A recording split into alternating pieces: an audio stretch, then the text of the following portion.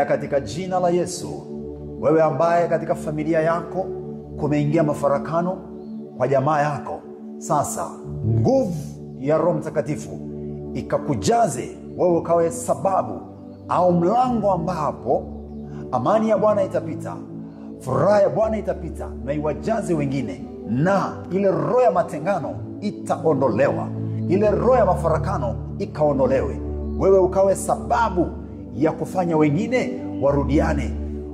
Upendano urudiane tena, ushirikiano urudiane tena, amani ije tena kwenye boma, kwenye ndoa, kwenye familia, kwenye kanisa, kwenye kwaya, hapo ulipo ofisini, wewe ukawe mlango. Bwana Yesu akupe hicho kibali ili wengine wapatane. Roho ya upatanishi kujaze wewe kwa jina la Yesu.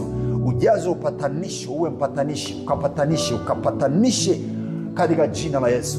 Roho ya Bwana ikujaze kwa jina la Yesu. Barikiwa na Yesu. Amen.